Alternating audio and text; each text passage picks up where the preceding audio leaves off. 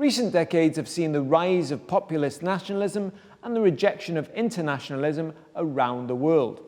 Faced with a global pandemic, climate change, and a surge in migration, the world has failed to cooperate and coordinate. At the same time, it's unclear how China, the most important still emerging superpower, fits into the international order. So are international institutions still relevant? Can they adapt and revive? And what will it take to avoid conflict and tackle global challenges? Welcome to The Big Question, the video series from Chicago Booth Review. I'm Hal Weitzman, and with me to discuss the issue is an expert panel. Sir Paul Tucker is a research fellow at the Harvard Kennedy School's Mossavar Rahmani Center for Business and Government. He's the author of Unelected Power, and his new book is Global Discord: Values and Power in a Fractured World Order. He was the Deputy Governor of the Bank of England from 2009 to 2013. Eric Posner is the Kirkland & Ellis Distinguished Service Professor of Law at the University of Chicago. He also serves as a counsel for the Department of Justice Antitrust Division. His books include How Antitrust Failed Workers, Radical Markets, and The Twilight of International Human Rights.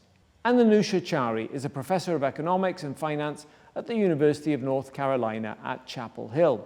She's the chair of the American Economic Association's Committee on the Status of Women in the Economics Profession. Panel, welcome to The Big Question. Paul Tucker, let me start with you, because you've written this book, Global Discord. A lot of it is about the rise of China and how the rest of the world has reacted, should react, how we should think about that. And you outline 4 scenarios that might play out about how China and the West could interact. Talk us through those 4 scenarios and tell us what might make each of them more or less likely. Thanks, Hal. Thanks for having me here, and thanks to Eric and Anusha for joining us. I outlined 4 scenarios. One is a lingering status quo. The world remains with the United States as top dog, and everyone else adjusts to that. The second is a superpower struggle between essentially the United States and its satellites and China, which ends up being everywhere and in everything. Perhaps say a bit more about that. The third is a new Cold War, which is much more dangerous, involves some separation, some decoupling, proxy wars, and the final one is a new world order, where we get back to being confident in peaceful coexistence, but because there's a new top table of new powers: the United States, China, Europe, probably India, maybe Indonesia. That one's a bit further out. Okay, so just as a little bit about what would make each of these more or less likely. I think the key thing is not making mistakes, and therefore being conscious of the stakes. Let me give you an example. A number of people say, oh, China's economy is a bubble, it's going to pop at some point. And that may well happen at some point. And I can almost hear the voices already in the United States and Europe saying, oh, you see, it was never really a threat. And I think that's nonsense, actually. I think China has the critical mass in almost everything to be a major player in the world for decades and decades to come. And they will want the world to be organized a bit more to their tastes and a bit less to our tastes. So it sounds like you're saying the most likely outcome is the kind of reorganized world order? Eventually, I think so. Yeah. Over a 50 to 70 year horizon. I think we will, in the near run, live with a lingering status quo in finance and monetary affairs. The dollar will remain the dominant reserve currency, but challenged eventually by the renminbi. But I think in everything else, in trade and commerce and climate change and the environment, we will be between superpower struggle and new Cold War. And we're already seeing that. When I started writing, new Cold War was nowhere to be seen. Now, as the book is launched, we're walking into it in a way. Okay, and so so it sounds like there's not one scenario. Really, what you really think will happen is kind of a mix of all these scenarios and various different permutations. I think apart from people that are most interested in finance, I think we are going to live in a very uncomfortable world between a constant contest, superpower struggle, and a bifurcation. And I think it's impossible to say right now whether we will go our separate ways into two separate blocks in the way that the Soviet Union and the United States did. You think it's too early to say? It's too early to say that. But that is a possibility? Absolutely. So would you characterize China as a threat to international cooperation? Yes, but it doesn't have to be a threat that is realized. And I think we have to be very careful in responding to China not to bring about the worst.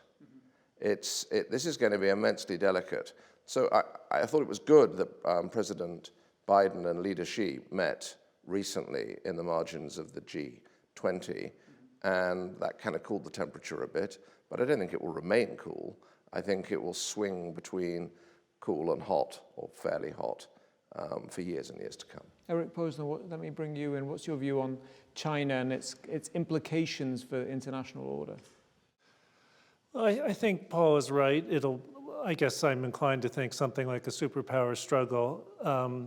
What that will mean for international law is that many of the existing legal institutions will either collapse, or as they're in the process of doing, or they may, be modified radically to reflect a new balance of power.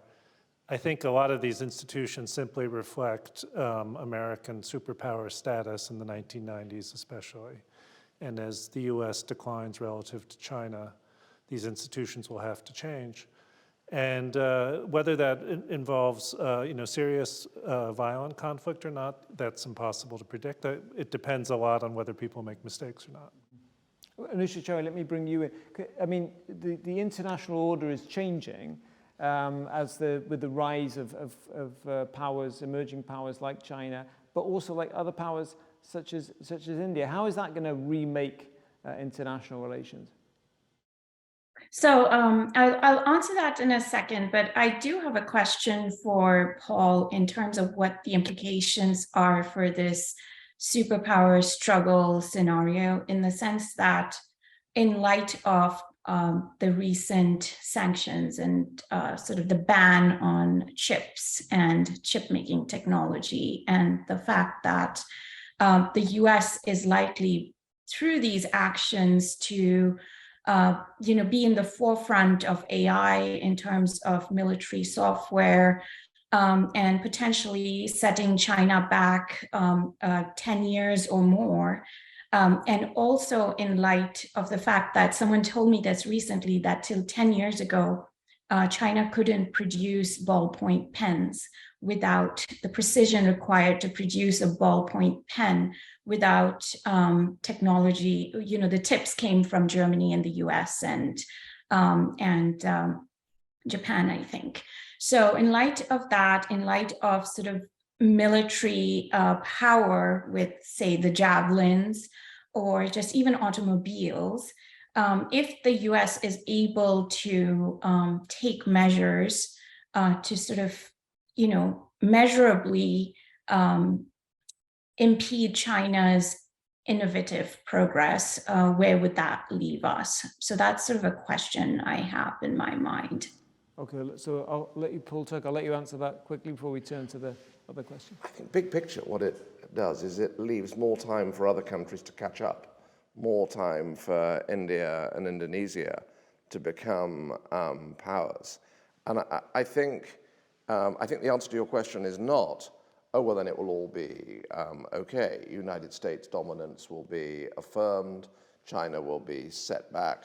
China's development, including its military development, will be slowed for a while. They'll find a solution to that, which is why I think the biggest effect will be that as the longer the United States manages to take measures to, if you like, sustain something that looks like the status quo, the more time there will be for other rising powers to join an incipient new top table.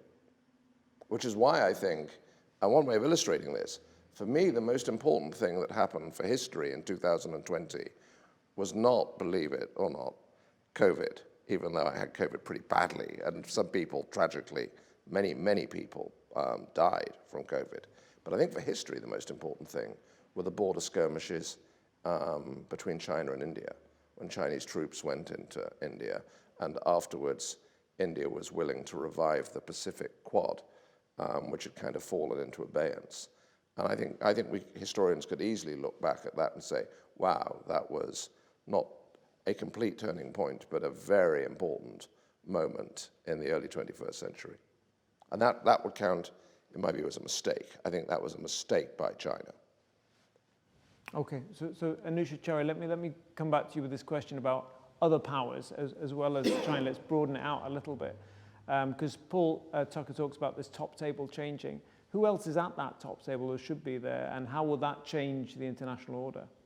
So as Paul mentions, I think India is definitely one of the countries, perhaps Brazil, and essentially including the emerging markets which have grown rapidly since the Washington Consensus reforms were put into place in the late 80s, early 90s. And I think, geographically and in terms of geopolitics, in terms of security policy, in terms of strategy, the fact that India is the world's largest democracy, it's English speaking, and has had a history of conflict with China, military conflict.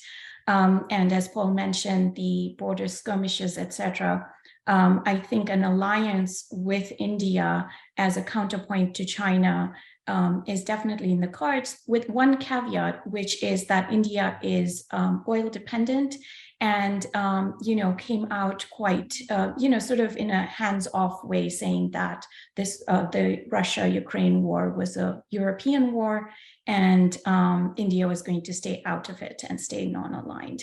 And that, I think, is fundamentally problematic because India's rise on the technological stage came from a symbiotic relationship with the United States, and sort of taking that sort of a position when one country actually breaches sovereign borders is problematic in an international relations setting, in my view.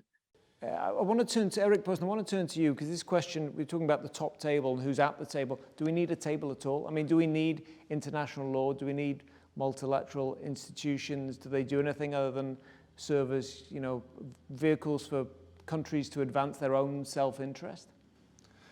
Well, I do think they serve as vehicles for countries to advance their self-interest, but I also think they're essential and important and unavoidable. I am a bit worried about the top table scenario, though. That doesn't strike me as appealing as I think maybe Paul thinks. It sounds like a recipe for chaos if you have multiple large powers. It'll be difficult for them to create institutions that they can agree to and maintain them. Whereas if you have one big power or maybe two with different regional blocks, there could very well be more order in the world and more creation of public goods. But I do think there's a kind of an inherent limitation on international law precisely because it is constantly subject to agreement and the possibility of cheating by whichever states are part of it. So the simpler it is, the more effective it is, tends to work better in bilateral relationships than in complex multilateral settings. And Paul Tucker, in your book, you talk about these kind of different types of relationship, different concentric circles, overlapping circles, different groupings. So it's not a very organized international order, is it, that you have in mind? I think it is easier to cooperate more deeply with those with whom we share most and fear least. And so I think of international law as operating at the, if you like, in the outer circle of where there's peaceful coexistence, conventions that help sustain peaceful coexistence, what counts as aggression, what doesn't, and so on and so forth. And then as one moves inside, and different parts of the world will be moving inside, if you like, into different series of circles, one can have closer trade arrangements with countries that are like us, and go even further and have regulatory harmonization with countries that are really like us, which is kind of what the federal United States is and what the confederal EU is. And I agree with Eric, by the way. I think that if looking decades ahead, where there are lots of big countries, possibly superpowers, I think international cooperation will be quite thin for exactly the reasons that Eric says. You mean when you say quite thin, do you mean thinner than now? Yes, yes. I mean, I think one of the mistakes of the past, well, really of the 1990s and early zeros, was it's all settled. Our way of thinking about things has prevailed, and we can have universalist organizations in which everybody has a veto, so there can never be any change, which means the designers think that they've written the perfect script. Having been in public service for 33 years, that thought is so ludicrous, I'm surprised it escaped the room. But it did, and it leaves us, say, in the trade field, with high policy made by the appellate body, by judges, who I think are as far out of their depth in doing that as I often think the US Supreme Court is in doing what it has to do. And you want policy made partly by bargaining amongst the great powers, and that uncomfortably doesn't give everybody an equal voice. And so I think there'll be some kind of more or less comfortable or uncomfortable shuffling back towards that kind of world. And in the trade field, I think that's what we're seeing with preferential trade agreements. God alone knows why former President Trump, didn't want to stay in the Pacific Trade Pact. That would be I've given one Chinese mistake. That's a massive, massive United States mistake that you would make if you thought, oh, this is all going to be easy. The silliest thing I hear in the States over the past few years, whether in Harvard or Washington or wherever, is, well, we don't really need friends and allies. You know, we are the great United States of America. We will be able to prevail. That will be true only if China fails. And that's a kind of wishful thinking. You know, the central realist tenet is not the inevitability of this or that. It's that wishful thinking is a grotesque mistake. And not just China, but the other powers. Yes, absolutely, yes. Well, Anusha, Chari, what do you think will get us to the point where there is that remaking of the international order? Does it take a crisis to get there? So I think that, you know, in Paul's book, he talks about effective institutions, what makes international institutions effective. And what's interesting is that we don't see that happening in the realm of international trade with the WTO and so on. But when it comes to international finance, I think, you know, the Bank of International Settlements in particular is really a key example of how international cooperation can take place in order to deliver financial stability, both on the supervision front, on the regulatory front, and also, as Paul mentions, that you know, it's been focused on preventing crises, but how it could actually bring countries together via soft law to cooperate when it comes to crisis management. So I'm not sure it actually will take a crisis to remake the international order. I think there are already examples, but when it comes to international law as it operates through the WTO with these trade lawyers who do not understand necessarily what the larger geopolitical and international relations forces are at play, but you know, the Bank of International Settlements really offers us an example of something which is soft law, and everyone seems to buy into the norms that it prescribes. And it might be because we perceive this as a global financial commons, as Paul refers to the mandate of the BIS. Eric Posner, is that sort of where that thin agreement might be in the area of finance and trade, which kind of basic rules that allow us to get on with our own stuff, as opposed to things like human rights, which are much more thorny to get universal agreement on? Human rights law is certainly very difficult for states to cooperate on because of differences in values. But even something like trade turns out to be a lot more difficult than it might seem. And the reason is that as trade becomes deeper and broader and involves more countries, more difficult issues arise. For example, if a country, for example, has very strict worker safety laws or environmental laws, this might look like a form of protectionism, and you need some institution to resolve the dispute that arises. And that institution has to be both neutral, otherwise people won't agree with it, in a kind of forward-looking sense, but sensitive to the balance of power after the fact, because if it isn't, countries may refuse to agree with its decisions.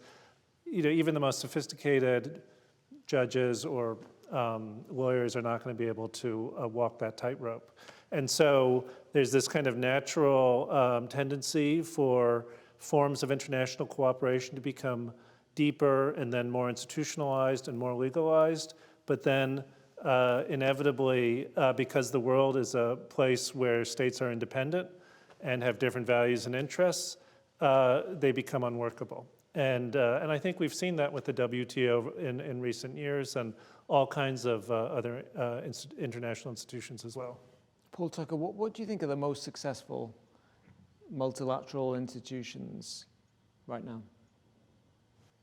Anusha has mentioned Basel. It was something of a surprise to me writing this book that the institution I'd been most involved with seemed to stack up fairly well against others. But actually, So that's I think banking regulation. That's banking. That's making banking and financial systems safe. But I think there's a much more important one than that. And this is an informal institution, which is the G20. Getting people together. I actually think the United Nations is important, not for all the things it does, but for the physical space it provides for people to meet. So a little while before we made this recording, President Biden and Leader Xi met in the margins of the G20. So if you think about it, quite difficult for either of them not to go to the G20. Quite difficult if they're there not to meet. If the G20 didn't exist, if we still only had the G7, there would have had to be in a Biden-Xi bilateral, a much bigger deal in terms of arranging it, etc. And so these things can kind of reduce the frictions. One of the things I hope they discussed is introducing de-escalation procedures, something that existed during the Cold War that was invaluable, and I suspect almost were put into play during the recent, did a Russian missile go into Poland or not? Putin's remarks were so calming, and I thought, oh, this is like all those decades after the Cold War. Don't trip into the big one, by mistake. And Beijing has so far declined de-escalation protocols, as I understand it. And it's those kind of personal meetings happening in a kind of fairly low-profile way. If those two men can do anything in a low-profile way, but you need it maybe opens a door to that kind of thing. Do you need a G20 to do that? You need something where they'll meet. It can be, the UN once a year, the G20 once a year, something where they'll meet, where it's awkward for each of them not to go. Oh, you're abandoning the G20 then, are you? So I think they both had to go. And then they both had to choose whether or not to meet. But it's interesting that you pick a sort of informal grouping rather than, a World Trade Organization or... I think Eric, I completely agree with Eric on the World Trade Organization. It's lots more people joined, countries joined. Everyone is given a veto. That means that no high policy development is going to happen by veto. Therefore, it's going to happen via judges. That's fine as long as the world order stays completely stable, because although you can be irritated, the stakes aren't really, really high. And then it turns out the appellate board says that Chinese state-owned enterprises can subsidize international trade because they're not really public bodies. And you think, oh, wow. You wouldn't have wanted to delegate that choice to a judge in a way that became stuck because you can't bargain around high policy. So I think, it's not surprising. I think it's intuitive that during a period of flux and contest, that the informal institutions might have a bit more traction. How much of this do you think is about the West not having much of a vision for itself? You know, we're at the past decade has seen a kind of rebellion against globalization. You talked about Donald Trump. It's happened with Brexit in the UK, all across Europe. In Brazil and other big economies, there's been a rejection of trade, of global rules, of playing by the rules, return to nationalism. That may make it seem as though we're in crisis when we're not really in crisis. What do you think, Paul Tucker? I think there's a lot of truth in that. I think there's something else behind what you say as well, which is becoming over familiar with peace, taking it for granted. This isn't quite the narcissism of small differences that people say you find in academia, but it's on the same page, which is people being terribly upset about things that are manageable. This country, the United States, my country, can both afford to shield people harmed a bit by trade. Not everyone is harmed at all. But people need to retrain and reskill, and we are rich enough countries to do that. So sometimes politicians and others are blaming the international regime for things that they couldn't bother to help fix. I mean, if there's a skills problem in my country or here, that isn't something which politicians are incapable of helping address. Okay, and what you say, there's also this kind of sense of that the US and other big economies need to plan for this world in which they are no longer as powerful as they have been relatively, and they haven't done it, and that's what has been termed by some people kind of, you know, decline, that we are not going to plan for decline because, again, that's part of what the internationalists want us to do. So I don't think I'm not sure I like the word planning, but I don't think this is planning for decline at all. I mean, the people that say, oh, do nothing will win, they're the declinists. They want to gamble. They want to gamble on, we make no mistakes, they make all the mistakes, everything will be lovely. I mean, these people are reckless and presumably don't like the American people very much, which they would deny. I mean, you know, if the world is a dangerous place, take it seriously. And so accepting that other people have risen, bringing hundreds of millions out of poverty, first of all, that's good. Secondly, it affects the balance of power in the world. Well, what's the best way of maintaining our way of life? And our way of life as something that we find valuable and as some kind of beacon. And one doesn't have to inhale American exceptionalism to accept that there is something quite important about some of the institutions that the West has developed in politics. And I really want to stress this, and are not alien to Confucian values. One of the things I concluded as I wrote the book is South Korea is Confucian heritage, Japan is Confucian heritage. These are states with the rule of law, constitutionalism, democracy. In Korea, there are real changes of power there. You can be a Confucian heritage state and with some of the institutions that happen to have developed in our part of the world. And this is something we should want to hold on to. And we won't hold on to it by thinking, well, we'll ignore it. And not ignoring it is somehow declinism. Eric Posner, what's your view on how the US and the West in general should respond, reshape their own societies or rethink the world order? I don't think they can reshape their own societies. I think these countries have to be prepared for changes in international institutions and their erosion. I think they probably are. I do think, though, I do want to disagree with Paul about one thing, which is that I think a real problem is that the public, certainly in the United States and I think in other countries as well, it's just the public doesn't have, I think, a kind of a consistent view about how the country should, how the government should approach international relations. Sometimes it feels isolationist, sometimes it's very aggressive. We see this in the Ukraine war, for example, where the US, which has been more and more isolationist, all of a sudden is very ambitious about not only helping the Ukrainians, but crushing the Russians. And this is just a problem for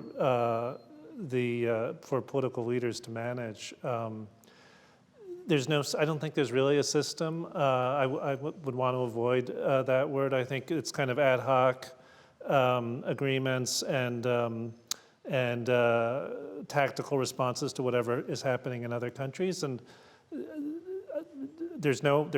I don't see, how any sort of obvious or clear plan ahead. Avoiding mistakes, one of Paul's dictums, is maybe as good guidance as one can imagine. And not alienating people. So, Washington has occasionally had a policy of, Europe's all very irritating. Let's deal with them one state at a time. This reached a peak with President Trump supporting Brexit, irrespective of my own views on Brexit. What I thought was, that's Beijing script. To divide and rule Europe is absolutely Beijing script. Anusha, Chari?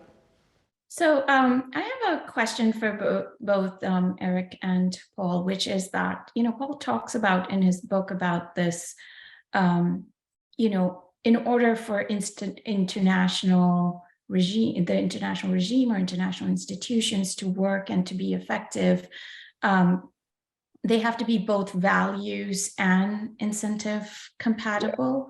And so I'm just sort of curious, I don't see this, it doesn't have to be this fight between authoritarianism and liberal democracies necessarily. But one thing that I have a hard time getting my head around is, do we have some notion of inalienable human rights? And can we just sit by and say that, this is an authoritarian regime with certain values, and those are compatible with, their culture and their way of life, when, or do we have some notion of wanting people everywhere to have certain freedoms and be free of tyranny? That's a big question, but it relates very much to what we were just talking about with the public. The general public does have a strong sense of what it means to be a liberal democracy and liberal democracies. I think that the most basic human rights, if you like, in positive law, the peremptory rights against genocide, slavery, and a category of other things, I think that we can't necessarily expect everybody in the world to sign up to them, and we can't necessarily expect to be in a position to enforce them by, God help us, sending in troops. But we can say, actually, these are really important values for us. And where we see clear violations of those norms, we should cooperate on certain things less rather than more. So the way I put it in the book is, if they treat their own people like that, how would they treat us if they could? Which doesn't mean they would, but it leads you to a judgment. One of the things that runs through the book is there are judgments to be made, and in our societies, those judgments have to be made by elected politicians. There isn't a script, but certain of these positive norms, I think, provide guardrails and checks that make us ask ourselves questions. Are they too dangerous for us to be overly dependent on them? And my answer to that is yes. I think there's a real paradox and hazard there. It's very difficult, I think, for the public in the United States, for example, and I also think in other countries, to just put aside their moral values. And in fact, I think a lot of the enthusiasm for Ukraine is driven by values, not by the public sense of what the U.S. interest is. But one has to recognize that the more aggressively we try to advance our values around the world, the more conflict that will generate. And the conflict itself can, in turn, result in war, or it can result in states collapsing. U.S. intervention, often at least partially motivated by our values, can lead to disasters, as it has in Iraq and Afghanistan and other countries as well. So I don't have a clear answer. The realists have always said put values aside so that we can at least maintain peace and order. I'm not sure that's just possible as a political matter, but I do think there's a very strong element of the truth in the realist view. Anusha, Chari, briefly, how would you respond to your own question?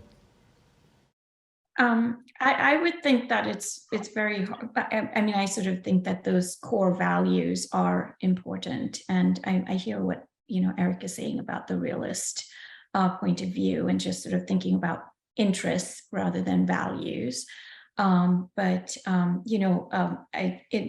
teenage daughter told me recently, that the first concentration camp opened in 1933. The Second World War didn't start till 1939, which is, when there was, the aggression in Poland. So the question is, would the Allies have entered the Second World War if there hadn't been a breach of sovereign territory? So do we think that, the extermination of a people is, it may not be consistent with our values, but, and who knows if it was consistent with our interests. So in a way, I think I'm offering a partial way through this, not a complete way through, in that I'm with Eric. I haven't been in favor ever of proselytizing democracy with a gun. I quote former Prime Minister Peel in the book somewhere. It's the middle of the 19th century, saying people need to find their own way to liberty. And I think that a lot of Washington policy has been kind of worse than clumsy in that respect. But I think where these norms matter is that, well, if you think these norms are being violated horribly, then at the least you shouldn't make yourself overly dependent upon them and make yourself vulnerable. I mean, I think that still leaves, is there something which we should do? I don't think there's a scripted answer to that, but I think pragmatically there's something pretty clear that we shouldn't do, which is make ourselves vulnerable in relation to them. So I think the norms matter. The other thing, I mean, I would count myself as a realist. I think our values are part of our interests.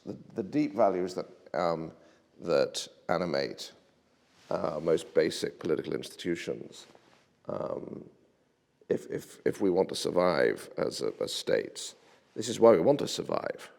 It's because it's worth surviving. Our way of life is, I think we need to affirm our way of political life and be confident about it without ramming it up everybody else's throats.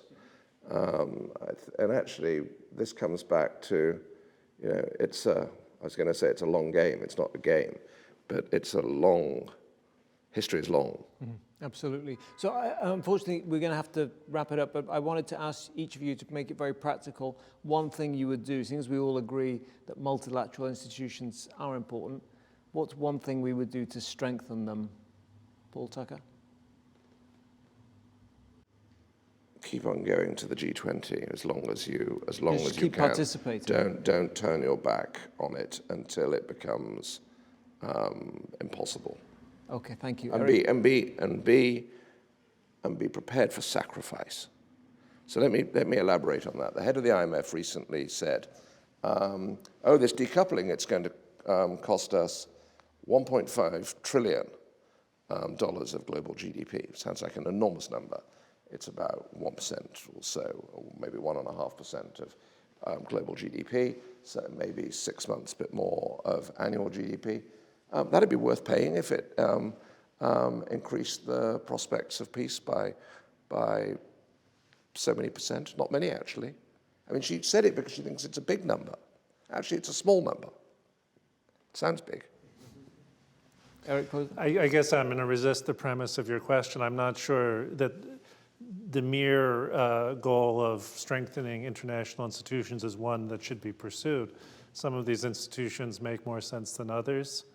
I do agree with Paul that it's important for countries to engage in diplomacy with each other and meet with each other, but I don't think of that as the kind of multilateral institutions that people have in mind. So My sense is that at least when it comes to matters of war and peace, institutions aren't terribly useful.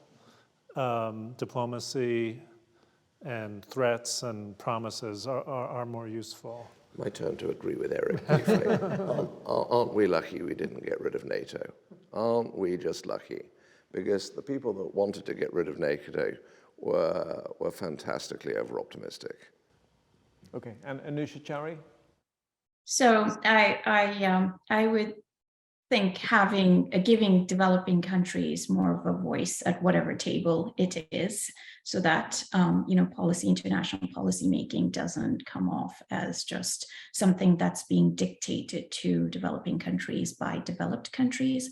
So we've got the Washington consensus. Somebody recently proposed a Bamako consensus to actually have that meeting in Mali and have leaders from all over the world be able to have a voice in these conversations. So that would, and more, I think, going back to the Basel issue, given that international law is notoriously hard to enforce, more of a focus on cooperation through soft law institutions that promulgate that.